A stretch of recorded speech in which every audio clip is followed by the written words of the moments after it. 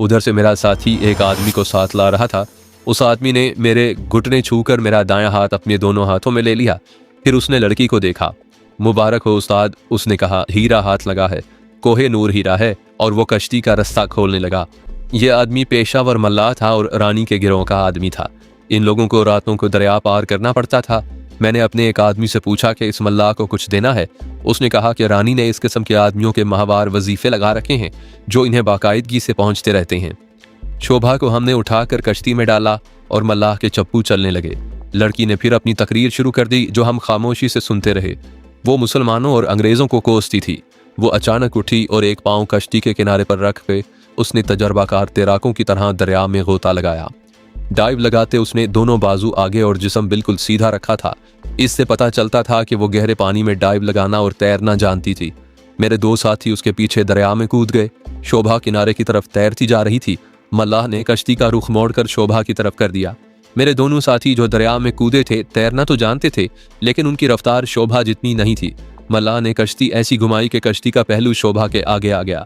शोभा ने अपना रुख बदला, लेकिन मेरा एक साथी उसके आगे आ गया और शोभा को पकड़ने लगा।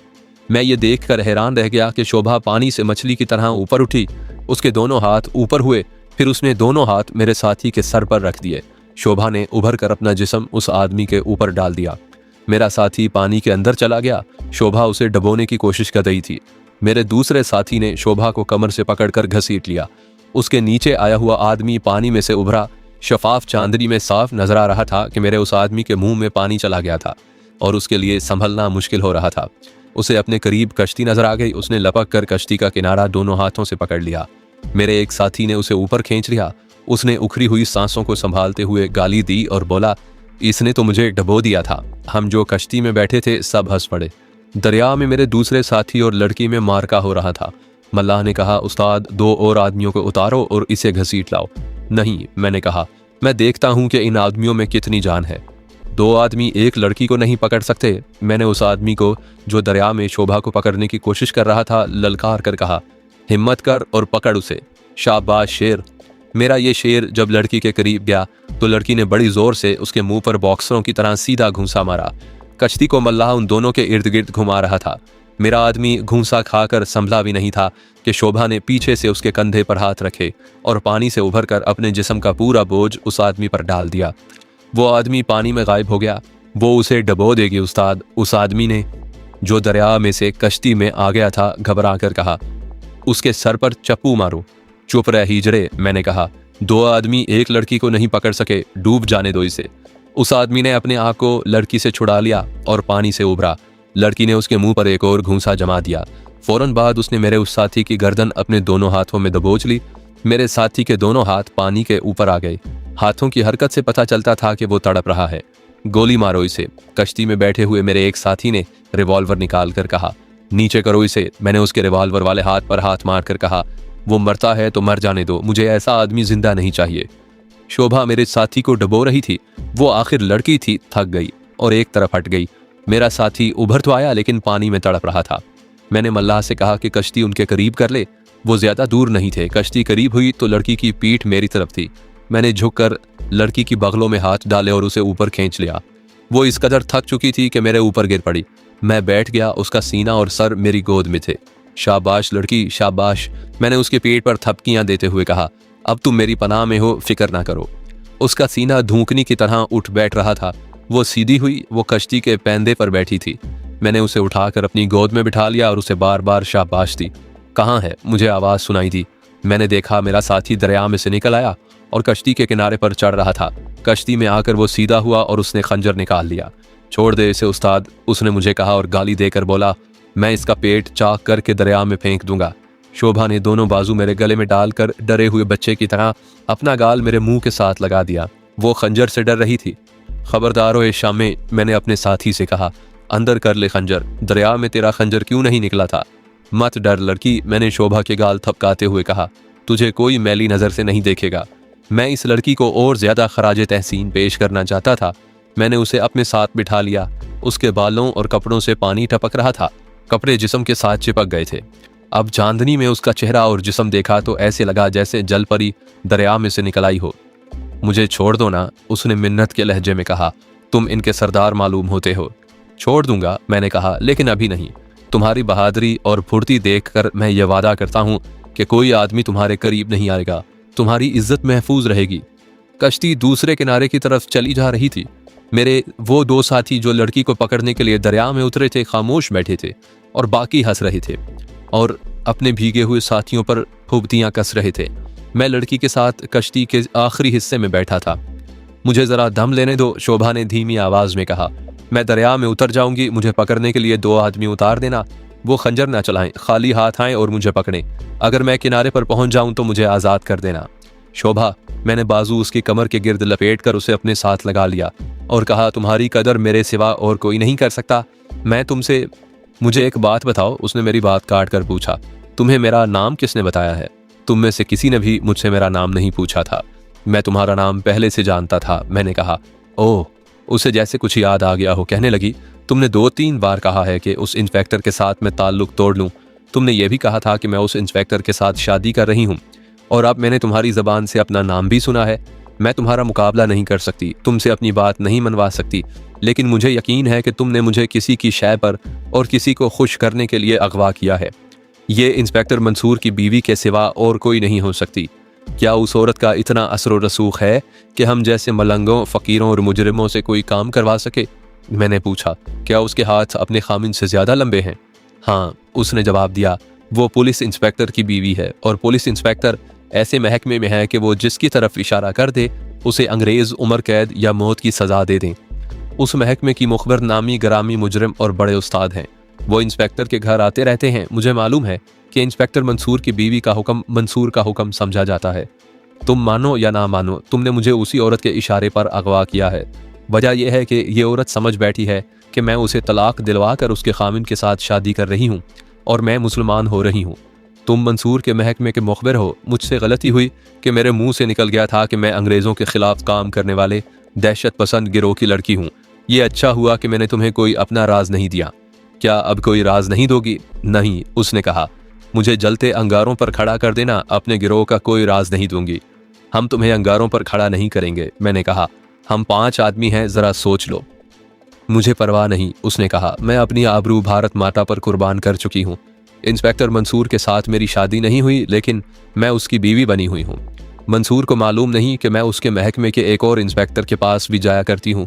मुझसे कोई राज क्या लेगा? मैं उनसे राज लेकर अपने गिरोह को बचाए हुए हूँ।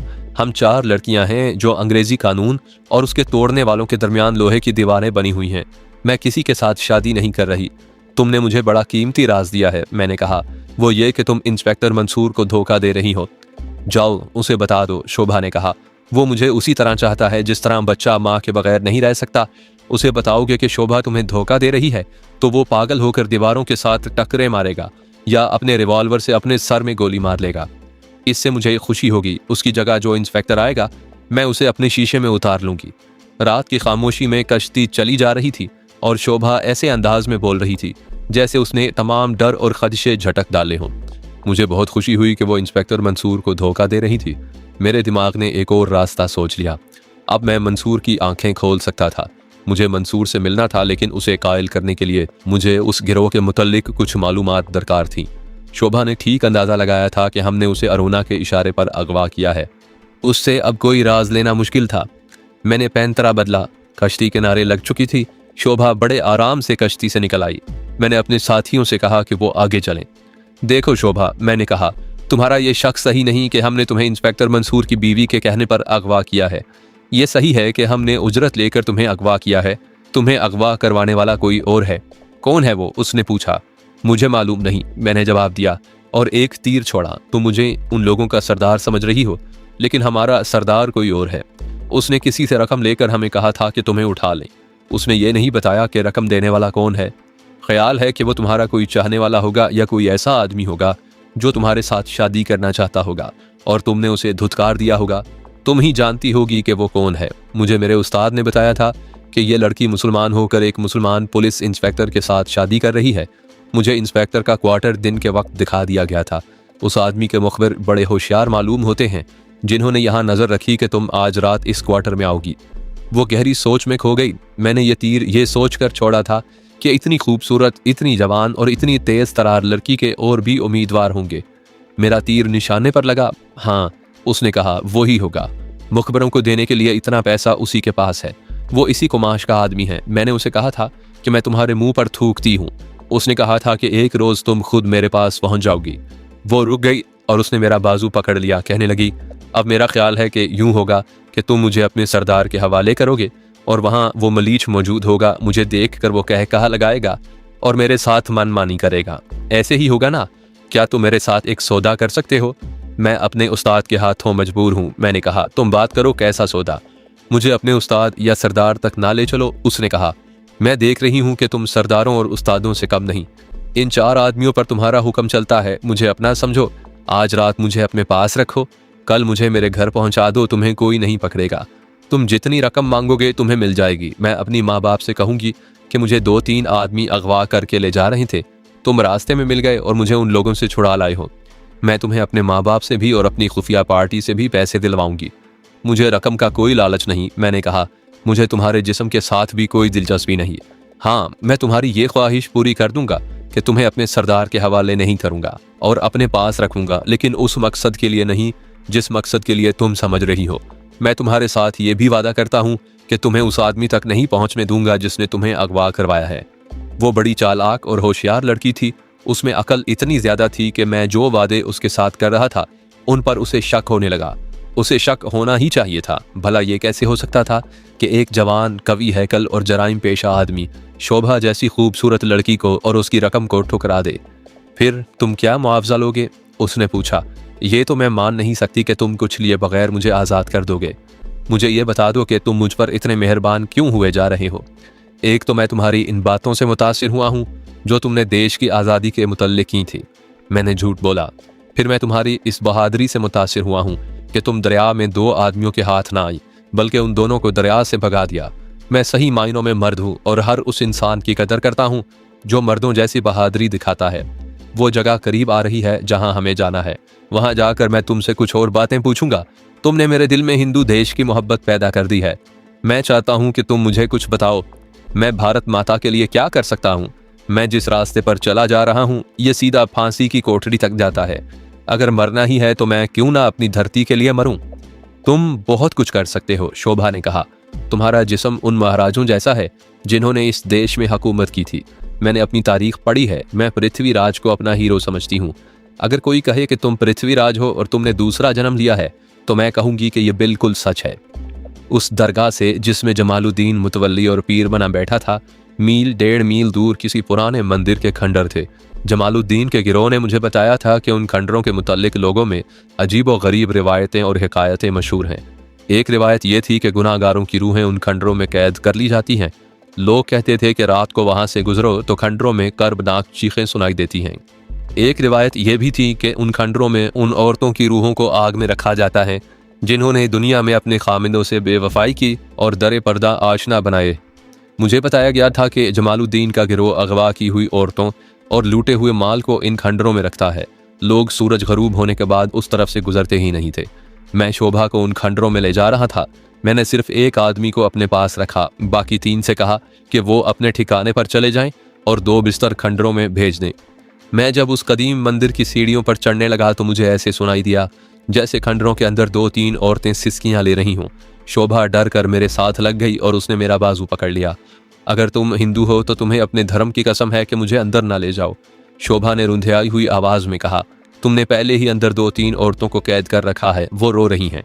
मत डरो शोभा, मैंने अपना बाजू उसकी कमर में डालकर कहा। तुम तालीम याफ्ता हो लेकिन इन आवाज़ों को तुम नहीं समझ सकी। देख नहीं रही हो कि हवा कितनी तेज चल रही है? जब हवा के तेज झोंके टूटी फूटी दीवारों और गिरी हुई छतों के सुराखों में से गुजरते हैं तो ये आवाज़ें पैदा होती हैं जो तुम सुन रही हो। ऐसी आवाज़ आई जैसे कोई औरत ज़रा ऊंची आवाज़ में रो रही हो। शोभा मेरे साथ लिपट गई। ये आवाज़ हवा की नहीं हो सकती, शोभा ने कहा। मुझ जैसी कोई औरत अंदर बैठी रो रही है। मेरे साथ अंदर चलो, मैंने कहा। मैं तुम्हें इस खंडर में घुमा लाता हूँ। कोई औरत नजर आए तो मुझे बताना। जब तक मैं तुम्हारे साथ हूँ मुझे डरना नहीं चाहिए। यहाँ मेरे सिवा और कोई नहीं आएगा। मैंने उसे बाहर सीढ़ियों पर ही बिठा दिया। चांदनी पहले से ज्यादा साफ हो गई थी। इस डरावने खंडर पर बिखरी हुई ये चांदनी मुझे बहुत अच्छी लग रही थी। कुछ देर तक मैं भी चुप रहा और वो भी चुप रही। भगवान के लिए उसने मेरा बाजू अपने दोनों हाथों में पकड़कर कहा, मुझे इंतज़ार की अजियत से बचाओ, मेरे साथ जो भी सलूक करना है फ़ौरन करो, मैं तुम्हारे हर सलूक के लिए तैयार हूँ। तुमने मुझ पर अभी तक एतबार नहीं किया, मैंने कहा। मैंने अपना ये वादा पूरा कर दिया है कि मैं तुम्हें अपने उस्ताद के पास नहीं ले गया। मैं तुम्हारे साथ जो सलूक करूँगा वो अच्छा होगा। वो चुप हो गई। मेरे साथ जो आदमी आया था, मैंने उसे कहा कि वो जहाँ भी सोना चाहता है सो जाए। इतने में एक आदमी 2 बिस्तर और एक लालटेन उठाए आ गया। मैंने उसे कहा कि बिस्तर और लालटेन यहीं रख कर वापस चला जाए। मैंने सीढ़ियों के ऊपर जाकर दोनों बिस्तर बिछा दिए और शोभा से कहा कि ऊपर आ जाओ। अब मुझे बताओ कि मैं तुम्हारे दहशत पसंद गिरोह में किस तरह शामिल हो सकता हूँ। मैंने कहा, मेरा जिस्म और मेरी जान हाजिर हैं। ये जिस काम आ सकते हैं इन्हें इस काम में इस्तेमाल करो। तुमने मुझे याद दिलाया है कि मैं हिंदू हूँ, मैं सनातनी हिंदू हूँ। अगर मैं तुम्हें ये सुनाने बैठ जाऊँ कि मैं चोर और डाकू किस तरह बना हूँ तो ये बड़ी लंबी कहानी होगी। तुम ये समझ लो कि मेरे लड़कपन में हालात में ऐसी करवट बदली थी कि मुझे घर से भागना पड़ा और मैं चोरों और डाकुओं के यहाँ जा पहुंचा। अब मैं सीधे रास्ते पर आना चाहता हूँ। तुम मेरा हाथ पकड़ो और मुझे सीधे रास्ते पर चलाओ। मैं पहले बता चुका हूँ कि लड़की बहुत ज़हीन और बहुत होशियार थी। वो मेरे मुंह की तरफ देखने लगी। ऐसे लगता था जैसे इस कश्मकश में मुब्तला हो कि वो मुझ पर एतमाद करे या ना करे। उस वक्त मेरा मुंह चांद की तरफ था। मैंने आंखें उसकी आंखों में डाल दी और कुछ देर उसकी शफाफ आंखों में ही देखता रहा। रानी ने ठीक कहा था कि मेरी ज़ात में कोई ऐसी कुव्वत है जो दूसरे पर असरअंदाज होती है। शोभा, मैंने उसकी आंखों में से आंखें हटाए बगैर ज़रा बुलंद सरगोशी की। मुझ पर एतबार करो, मुझे तुम पर एतबार है, वो बोली जैसे उसने सिसकी भरी हो।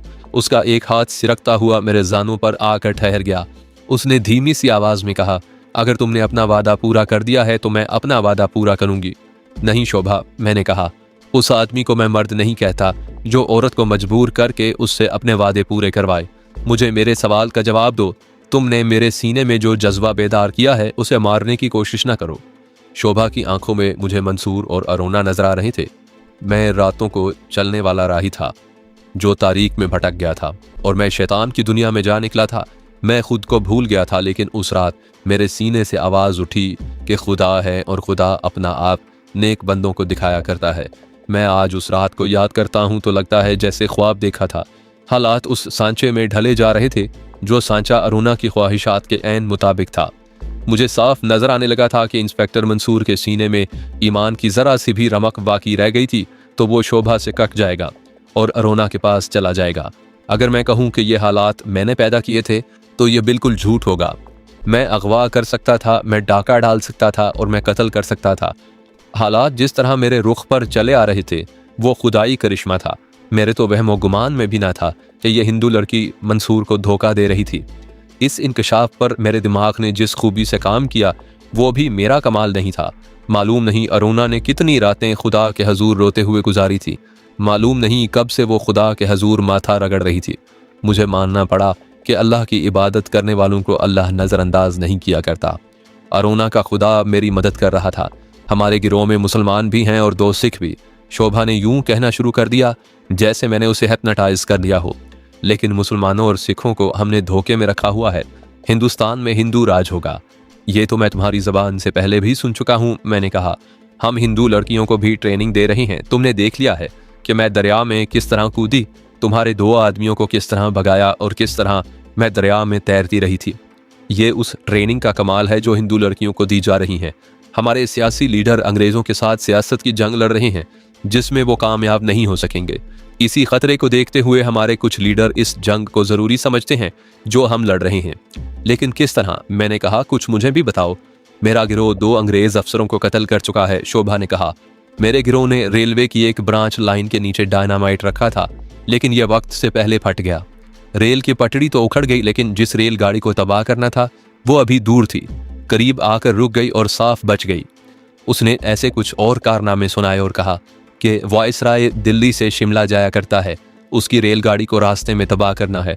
मैंने उसे ऐसे मशवरे दिए जो उसे बहुत पसंद आए। मैं ज़रूरी नहीं समझता कि आपको ये सारी तफसीलात सुनाऊं। आपकी दिलचस्पी के लिए बात यह है कि वो बार बार कहती थी कि हिंदुस्तान में हिंदू राज होगा और मुसलमानों को अछूत बनाकर रखा जाएगा और हिंदुस्तान मुसलमानों का नहीं हिंदुओं का देश है। इसका मुझ पर यह असर हुआ कि मेरे अंदर एक मुसलमान बेदार हो गया, लेकिन उस हिंदू लड़की के सामने मैं हिंदू ही बना रहा। मैं उससे बहुत सी मालूमात ले चुका था। उसने मुझे अपने 2 खुफिया अड्डे भी बता दिए। पुलिस का एक शोबा सिर्फ दहशत पसंदों को पकड़ने पर लगा हुआ है, शोभा ने कहा। इंस्पेक्टर मंसूर को बंगाल से बुलाकर इस शोबे में लगाया गया है। उसने आते ही हमारे एक आदमी को गिरफ्तार कर लिया और उसे उम्र कैद हो गई। मैंने मंसूर के साथ इस तरह दोस्ती पैदा कर ली जैसे मैं उसकी मोहब्बत का शिकार हो गई हूँ। ये मेरी उस्तादी और अदाकारी थी कि मैंने उसे अपना गुलाम बना लिया। उसे शराब भी पिलाई और अपना अंदाज ऐसा रखा जिससे वो समझता रहा कि मैं उसके इशारों पर नाच रही हूँ, लेकिन हकीकत ये थी कि वो मेरी उंगलियों पर नाच रहा था। उसे मैं इस सतह पर ले आई थी कि कोई मुखबिर उसे हमारे गिरोह की या गिरोह के किसी आदमी की खबर देता तो मंसूर मुझे बता दिया करता था। मैं उस आदमी को खबरदार कर देती थी। उसके तो वहमो गुमान में भी न था कि मैं खुद उस गिरोह की सरगर्म रुकन हूँ जिसकी सरगर्मियों को ख़त्म करना उसकी ड्यूटी है। एक रोज़ उसने मुझे कहा था कि उसकी तरक्की रुकी हुई है, अगर वो दहशत पसंदों के गिरोह को तोड़ दे तो वो DSP हो जाएगा। मैंने उसे कहा कि मैं मुसलमान होकर उसके साथ शादी करने को बेताब हूँ। उसने फ़ौरन मेरी तजवीज़ कबूल कर ली और अपनी बीवी से वो बेरुखी बरतने लगा। मुख्तसर ये कि मैंने उसे किसी काम का न छोड़ा। आज रात उसने मुझे अपने घर खाने पर मदऊ किया। उसने मेरा इस्लामी नाम भी रख लिया था। 3-4 दिनों से वो मुझे शबाना कहता था। मैं बातों बातों में उसके गिरोह का मेंबर बन गया और हम दोनों वहीं सो गए। सुबह आँख खुली तो वो मेरे पास बैठी मुझे देख रही थी। मैं उठ बैठा। अब मुझे तुम पर एतबार आ गया है, उसने कहा। मैं सारी रात सोई नहीं। ये डर मुझे बेहाल करता रहा कि मेरी आंख लग जाएगी तो तुम मुझे दबोच लोगे, लेकिन तुमने परवाह तक न की और गहरी नींद सोए रहे। तुमने ये भी ना सोचा कि मैं सोते में तुम्हें चाहूँ तो कत्ल कर सकती हूँ। तुमने मुझ पर एतबार किया है। अब बताओ मुझे कहाँ ले जाओगे? आज का दिन तुम यहीं रहोगी? मैंने कहा, मुझे तुम्हारी हिफाजत करनी है। रात को किसी वक्त तुम्हें यहाँ से ले जाऊंगा और तुम्हारे गिरोह के लीडर से मिलूंगा। मैं तुम्हें अपने लीडर से मिलवा दूंगी, उसने कहा। उसे मुझ पर पूरी तरह एतबार आ गया था, जिसकी सबसे बड़ी वजह तो ये थी कि मैंने रात को उसके साथ वो सलूक नहीं किया जिसकी उसे तवक्को थी। चूंकि सुबह तलू हो चुकी थी इसलिए उसे बाहर बिठाए रखना ठीक नहीं था। उसने 2-3 मरतबा कहा कि मैं उसे उसके घर ले चलूं। मैंने उसे कहा था कि उसे अपने उस्ताद और उस आदमी से जिसने उसे अगवा करवाया है बचा कर रखना चाहता हूँ। मैं उसे खंडर के अंदर ले गया। तुम्हें आज का दिन यहीं गुजारना पड़ेगा, मैंने उसे कहा। मेरा एक आदमी यहाँ मौजूद रहेगा, तुम्हारे लिए खाना यहीं आ जाएगा। कोई तुम्हारे करीब नहीं आएगा, लेकिन शोभा याद रखो, तुमने अगर यहाँ से भागने की कोशिश की तो ना सिर्फ ये कि तुम भाग कर कहीं नहीं जा सकोगी, बल्कि तुम्हें पकड़कर उन दोनों दरिंदों के हवाले कर दिया जाएगा जिनसे मैं तुम्हें बचाने की कोशिश कर रहा हूँ। हो सकता है कि मैं सारा दिन तुम्हारे पास ना आऊँ। डरना और घबराना नहीं। ख्वाह रात हो जाए, आऊँगा तो मैं ही आऊँगा और कोई नहीं आएगा। उसने मुझे यकीन दिला दिया कि वो नहीं भागेगी। उसने मेरा हाथ चूम कर कहा कि वो मुझे अपना मुहाफिज समझती है और मेरी तरफ से उसे धोखे की तवक्को नहीं होनी चाहिए। मैंने अपने उस आदमी को बुलाया जिसे रात भर इन खंडरों में रखा था। मैंने उसे कहा कि वो सारा दिन यहीं रहे और इस लड़की का ख्याल रखे, लेकिन इसके करीब जाने की कोशिश न करे। मैं आपको बता चुका हूँ कि रानी ने मुझे उन लोगों में बड़ी ऊंची हैसियत दे दी थी। ये सब मुझसे डरते थे। मैं उस आदमी को वहाँ छोड़कर दरगाह की तरफ चला गया। खानू उस्ताद जमालुद्दीन ने मुझे कहा, रात खूब ऐश में गुजरी। बाल के बताते हैं कि तुम चांद का टुकड़ा उठा लाए हो। हमारे पास माल कब आएगा जमाल भाई? मैंने उसकी आंखों में आंखें डालकर कहा, ना मैंने ऐश की है ना तुम ऐश करोगे। ये तुम्हारी विलायत है। मैंने तुमसे वादा किया था कि मैं अपने तौर पर कोई वारदात नहीं करूंगा। अगर करूंगा तो माल पहले तुम्हारे पास आएगा, लेकिन उस लड़की का मामला जुदा है। तुम देख लेना ये लड़की कहाँ जाती है। रानी को मालूम है तुम्हारे साथ कोई धोखा फरेब नहीं होगा। ये ख्याल रखना कि लड़की तक पहुंचने की कोशिश ना करना, ना कोशिश करवाना। जमालुद्दीन खामोश हो गया और उसके होंठों पर खस्यानी सी मुस्कुराहट आ गई। मुझे अब अपनी स्कीम को मुकम्मल करना था और ये बड़ा ही मुश्किल काम था। मेरी मजबूरी ये थी कि कोई ऐसा नहीं था जिससे मैं मशवरा लेता। मैं दिन भर सोच सोच कर अपने दिमाग का अर्क निकालता रहा। दिन के पिछले पहर में शोभा को देखने चला गया। वो मुतमईन थी। उसे बड़ा अच्छा खाना खिला दिया गया था। उसके चेहरे पर तजब्जुब था, खौफ नहीं था। मैं उसके करीब बैठा तो वो सिरक कर मेरे साथ आ लगी। तुमने मुझे अपना नाम नहीं बताया, शोभा ने कहा। मैंने पूछा भी नहीं। ऐसे लगता है जैसे तुमने मुझ पर जादू कर दिया है। मैं तुम्हें इनाम देना चाहती हूँ। मैंने उसे बड़ी गहरी नज़र से देखा, जिसे आप घूरना कह सकते हैं। वो चुप हो गई। मैंने और कुछ न कहा। उसकी जहनी कैफियत कुछ ऐसी हो गई थी जैसे मुझे गोश्त पोस्ट का इंसान नहीं समझ रही। उसका अंदाज़ा मुझे इससे हुआ कि पहले तो उसने मेरे नंगे बाजुओं पर आहिस्ता आहिस्ता हाथ फेरे, फिर उसका एक हाथ मेरे सर के बालों में चला गया और वहाँ से सिरकता हुआ मेरे गालों पर आ गया। फिर उसने उंगलियों से दबा दबा कर मेरे जिस्म को महसूस करना शुरू कर दिया वो गालिबन देख रही थी कि मैं मिट्टी या पत्थर का बुत तो नहीं। मैं मिट्टी का बुत नहीं था, मैं गुनाहगार आदमी था। ये मैं ही जानता था कि मैं इस कदर दिलकश और जवान लड़की के पास एक खंडर में बैठकर खुद को पत्थर का बुत किस तरह बनाया था। मुझे आज तक याद है कि मेरा जिस्म तपने लगा था, लेकिन मुझे ये याद नहीं कि मैंने अपने आप को पत्थर क्यों बना लिया था। मैं आज भी इस सवाल का जवाब नहीं दे सकता। मैं इतना ज़रूर कहूँगा कि इंसान की ज़ात में और उसके वजूद में एक क़ुव्वत मौजूद है जिसे इंसान अपने काबू में कर ले तो पहाड़ों को रेजा रेजा कर सकता है, सैलाबों के मुंह मोड़ सकता है। शोभा ने जब अपना एक बाजू मेरे गले में डाल दिया तो मैं उठ खड़ा हुआ। मैं जा रहा हूँ, मैंने कहा। तुमने ये तो बताया ही नहीं कि जिसने मुझे अगवा किया या करवाया है उसके साथ तुम्हारी बात हुई है या नहीं, शोभा ने कहा। हुई है, मैंने कहा। वो मेरे उस्ताद के पास बैठा था। दोनों ने मुझसे पूछा कि लड़की कहाँ है। मैंने उन्हें कहा कि लड़की मेरे पास है और मैं एक रात अपने पास रख कर यहाँ लाऊंगा। दोनों हंस पड़े। वो समझे बैठे हैं कि मैं तुम्हारे जिस्म से अपना इनाम वसूल कर रहा हूँ। उसे इतना खराब करो कि सारी उम्र ना भूले, तुम्हें अगवा करवाने वाले ने कहा। मैं कल दिन को किसी वक्त आऊँगा, मेरा उस्ताद तुम्हारे पास आने को कह रहा था। मैंने आंखें दिखाई तो वो चुप हो गया। मैंने उसे कहा कि मेरे साथ किसी ने ऊंची बात की तो लड़की को थाने ले जाकर तुम सबको गिरफ्तार करवा दूंगा। शोभा मेरे इस झूठ को सच समझकर बहुत खुश हुई। मैंने उसे कहा कि मैं अब जा रहा हूँ और रात को आऊँगा। मैंने उसे अच्छी तरह इत्मीनान दिला दिया कि मैं आधी रात के बाद तक ना भी आऊँ तो भी वो फिक्र ना करे।